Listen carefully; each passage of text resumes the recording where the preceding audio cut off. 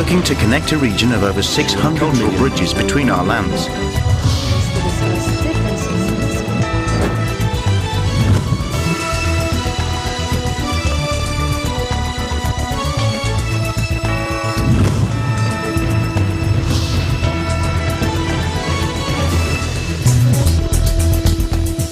Hello and welcome to ASEAN in Focus. I'm Judith Yamera delivering to you the latest news in and around the ASEAN region on today's headlines. Former democracy icon Aung San Suu Kyi is among several top Myanmar officials named Wednesday in a case filed in Argentina for crimes against Rohingya Muslims. A suspected suicide bombing outside a police station in Indonesia has left at least one attacker dead and 6 other people wounded, the authorities said.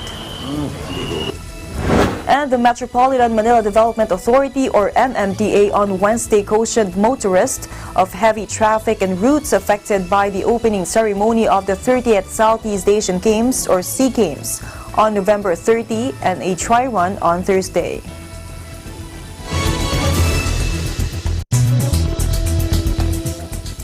Former democracy icon Aung San Suu Kyi is among several top Myanmar officials named Wednesday in a case filed in Argentina for crimes against Rohingya Muslims, the first time the Nobel laureate has been legally targeted over the crisis. Rohingya and Latin American human rights groups submitted the lawsuit in Argentina under the principle of universal jurisdiction, a legal concept enshrined in many countries' laws.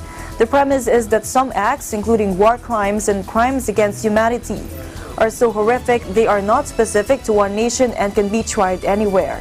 The lawsuit demands that top military and political leaders, including Army Chief Min Aung Hlaing and civilian leader Suu Kyi, face justice over the existential threat faced by the Rohingya Muslim minority. Argentinian courts have taken up other universal jurisdiction cases, including in relation to ex-dictator Francisco Franco's rule in Spain and the Falun Gong movement in China. Myanmar faces mounting legal pressure in courts around the world for the 2017 expulsion of the Rohingya. A separate case was filed Monday against Myanmar by the Gambia at the UN Stop Court in The Hague. And in a third legal process, prosecutors at the International Criminal Court last year launched preliminary investigations in Bangladesh, where the Rohingya are refugees. Ojea said he hoped international arrest warrants would be issued as a result of the suit. However, the crime of genocide was not specifically included, as it is not in Argentina's penal code. Currently, the military being still in prison for crimes committed, and they have done to Spain, Franco, and others. They did those prosecution. So I believe that will be positive, will move forward.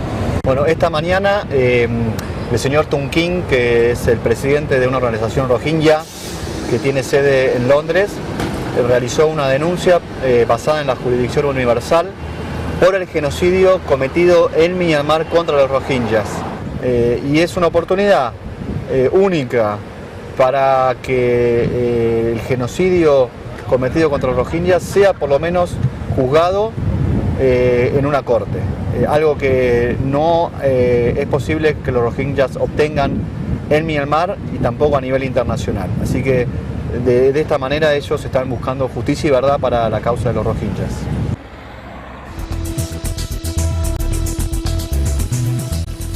Meanwhile, Myanmar is facing a barrage of legal challenges from all over the world in an attempt to hold it accountable over the alleged genocide against its Rohingya Muslim population.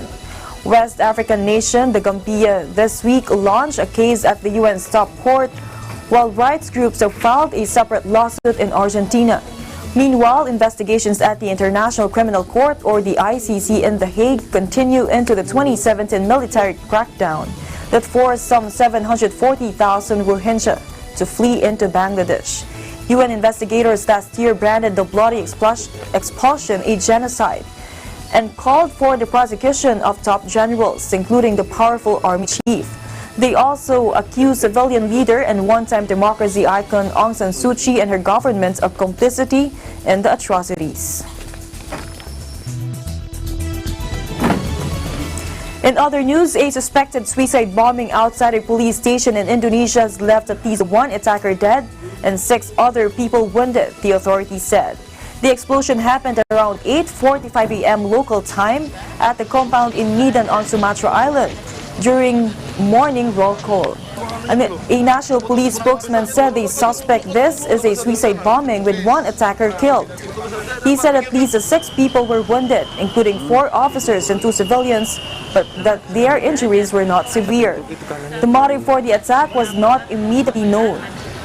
But police stations have been frequent targets for radicals in the world's biggest Muslim-majority nation, which has long struggled with Islamist militancy.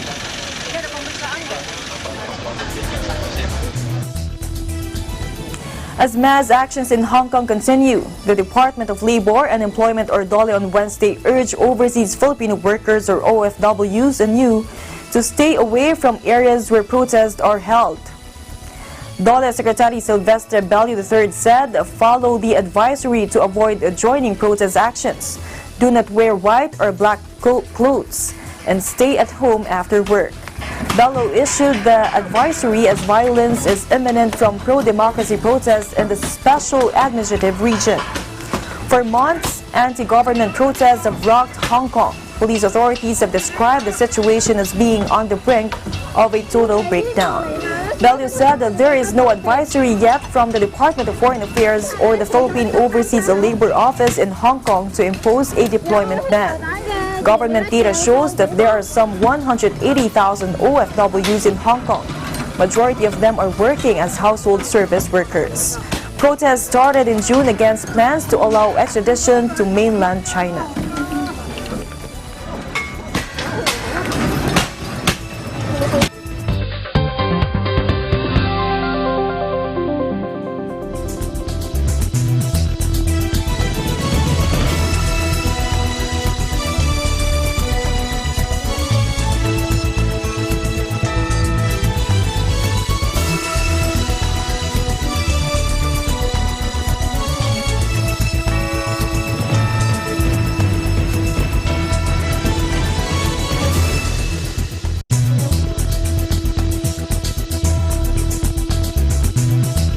With gorgeous white sandy beaches that stay cool to touch even on the hottest summer days, blue-green ocean waves, and the warm ocean breeze, there's no wonder why Dr. Beach has named Siesta Key, Florida the #1 beach in the United States. Don't forget to watch episodes of Digital Nest every Tuesday and Thursday at 7:30 p.m. I'm Melissa Protest coming to you from Siesta Key, Florida, and I am one with 25.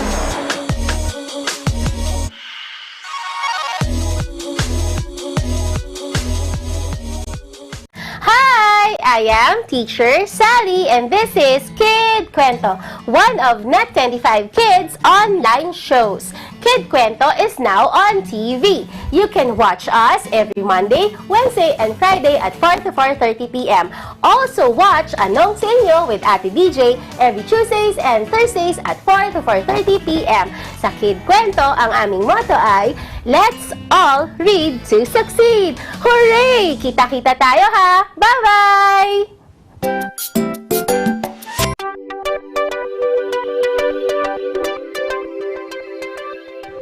Net25 is now available on OSN, the largest entertainment network in the Middle East and North Africa. Hello po sa inyong lahat diyan. Ako po si Leo Obligar at araw-araw tayong magkakasama sa Piskante ng Bayan. Watch your favorite Net25 shows on OSN Channel 725, same day as the Philippines. Net25 shows live and on demand, anytime, anywhere, on any mobile device on OSN Play. Dito po sa Net25, OSN, siguradong at home ka dito.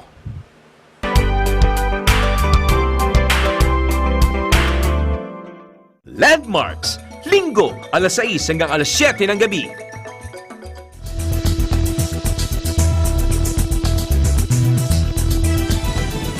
Welcome back. Around 38 of the 100 flagship infrastructure projects are targeted to be completed by the end of President Rodrigo Duterte's term in 2022. The head of Bases Conversion and Development Authority, or BCDA, said on Wednesday. In the list of 100, this is our estimation, no? Give or take, no? Give or take. This is what we believe we can achieve. 38 out of the 100 completed by the end of the president's term. 38 out of the 100, roughly 40%. Dizon, who concurrently serves as presidential advisor for flagship programs and projects, said 22 out of 100 key infrastructure projects were partially operational or substantially completed, while the remaining 40% would be completed beyond 2020. Dizon said of the 100 big-ticket infrastructure projects, 35 are underway, 32 will commence construction in the next 6 to 8 months, 21 are in the advanced stages of government approval, and the remaining 12 are in advanced stages of feasibility study.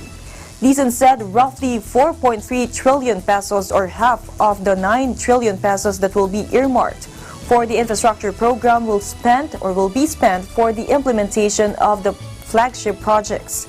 Last Tuesday, Senate Minority Leader Franklin Drilon claimed the Duterte administration's ambitious Build, Build, Build program is a dismal failure. At the press conference, Dizon debunked the senator's claim, emphasizing the current administration has so far completed several infrastructure projects. Dizon noted among the completed projects are North Luzon Expressway, Harbor Link Segment 10, Davao del Norte's Governor Miranda Bridge, Laguna Lake Highway, Isabella's Pigalo Bridge, Tarlac Pangasinan La Union Expressway, Pozo Rubio, Bohol Panglao International Airport, Cagayan de Oro Passenger Terminal, Communications Navigation System, or Air Traffic Management, and New Clark City Phase 1A. There is a lot of activity in construction, and in particular, there is a lot of activity in public sector construction, meaning in government construction or government projects. Finally, I just want to emphasize the point. Is Build, Build, Build a failure? Absolutely not. And the numbers speak for themselves. No, construction is up, public spending on infrastructure is up, and this has led to faster economic growth. Are we happy with the progress?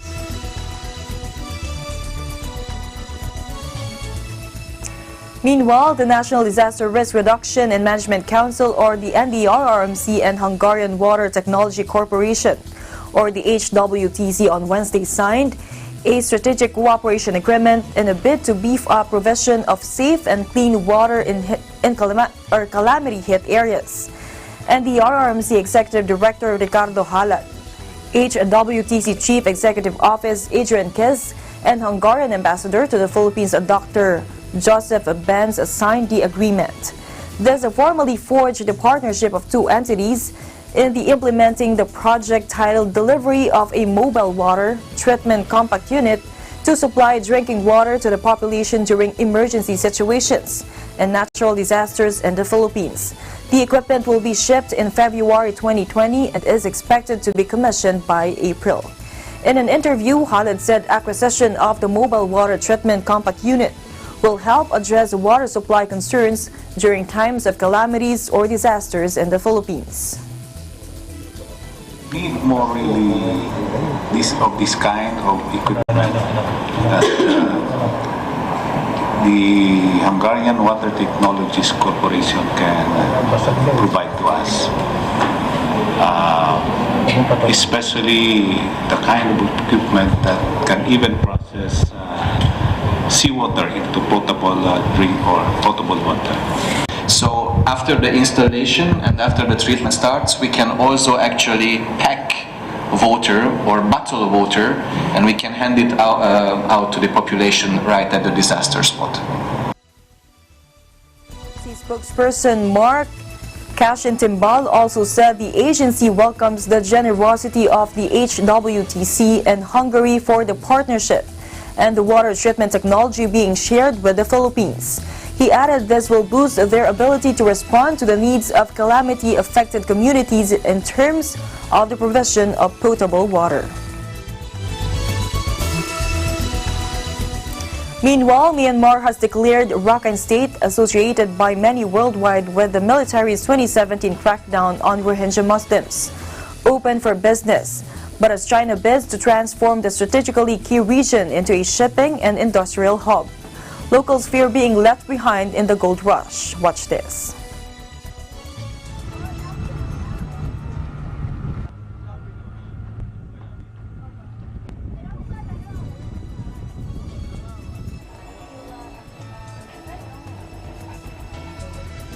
Lulu phơi luôn hay người chúng muốn mà là quét hàng về lại vừa tay ra phơi luôn hay lo, phơi bây giờ của hình là vừa mang ra đâu phủ mang ra đâu lại ra luôn hay lo người, xong về luôn phơi cái quét hàng ra được bây thuê ra thì mà một ví đây, Lulu sẽ gặp người tập đoàn này bắt đầu mang người mà, tung giờ luôn mà làm bảo thì tôi nhớ vào chuồn khai mà đấy. ဒီနေ့ပြီးလေကျွန်တော်သွားသမီးပါသမီးဖတ်ပါထွဲလီဆိုလို့ကကျွန်တော်အစောမှာထွဲလီရပါဟိုမကြီးလေးမဟင်းရတယ်ကျွန်တော်ဒီသိမ့်လိုက်ခင်ညောင်ဒီကျွန်တော်ဆိုရင်ပါ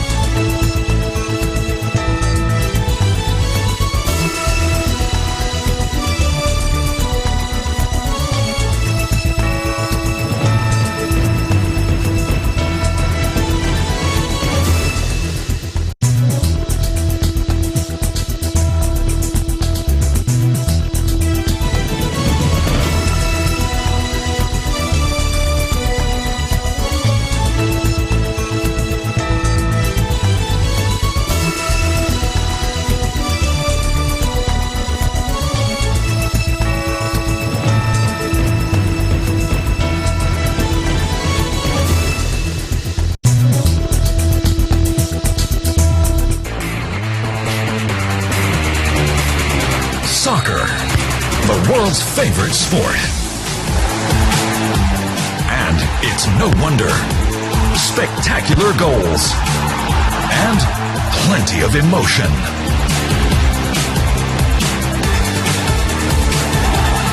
The best of game day. Kickoff. Innovation, digital disruption, globalization.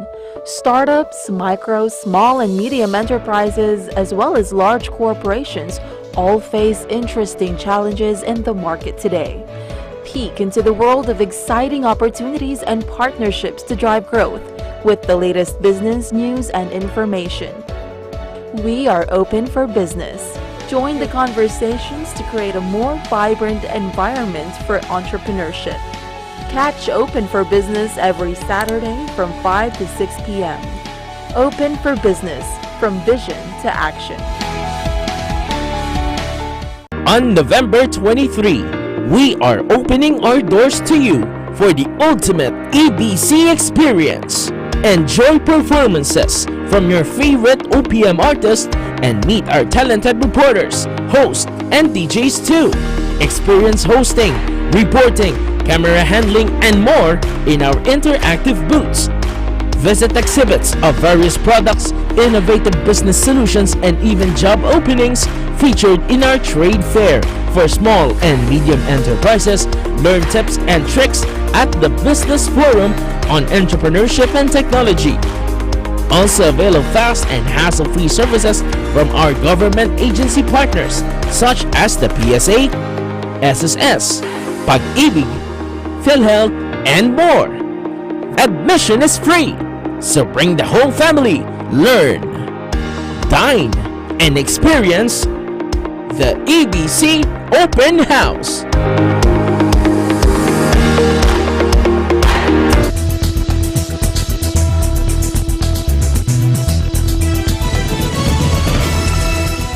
Welcome back. The Metropolitan Manila Development Authority, or MMDA, on Wednesday cautioned motorists of heavy traffic and routes affected by the opening ceremony of the 30th Southeast Asian Games, or SEA Games, on November 30 and a dry run on Thursday.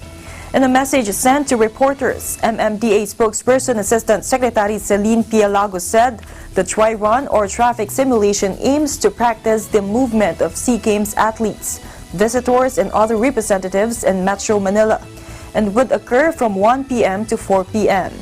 MMDA Special Operations Officer Manny Miro said a bus from Tagaytay would depart towards Manila at 1 p.m., while buses from Metro Manila hotels would depart at 2:15 p.m. to 3:15 p.m. at the latest. Meanwhile, the MMDA said the areas that would be affected by the dry run and opening ceremony would include the following: northbound Rojas Boulevard, Taft Avenue, Ayala, Buendia, Shaw Boulevard, SM Mega Mall, Santolan, SM North, Muñoz, and Balintawak. Southbound Balintawak, Muñoz, SM North, Cubao, Santolan, Ortigas, Shaw Boulevard, Boni Serrano, Buendia Corner, Macapagal, Ayala Magallanes, and Rojas Boulevard. It also identified the following potential choke point areas: Quezon City, NLEX northbound, Mindanao Avenue to North Avenue to NLEX, Manila, Rojas Boulevard, corner Buendia, Rojas Boulevard, corner P. Ocampo Street, Rojas Boulevard, corner P. Burgos Avenue, Taft Avenue, corner P. Ocampo Street, Rizal Memorial Sports Complex area in Adriatico Street, Quirino Avenue, corner Adriatico Street, Pasig City, Shaw Boulevard, corner Pioneer, San Juan City, and Domingo Street to Phil Oil, Taguig City, Lawton Avenue, corner Bayani Road. And to help ease the traffic in these areas, Pialago said the MMDA has recommended a class suspension for 7 schools in Metro Manila from December 2 to 6. These schools include the De La Salle University in Taft Avenue, De La Salle College of St. Benilde, St. Scholastica's College, Arellano University School of Law, Wesleyan College of Manila, St. Paul College in Pasig, and St. Pedro Poveda College in Quezon City. She added that only La Salle, Taft, and the College of St. Benilde have so far confirmed suspension of classes from December 2 to 7.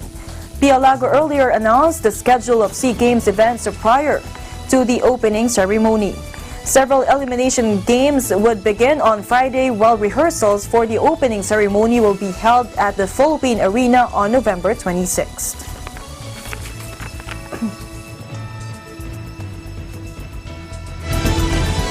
And that is the latest news in the Southeast Asian nations. Stay updated about the ASEAN region. I'm Judith Camara, and I'm on with 25.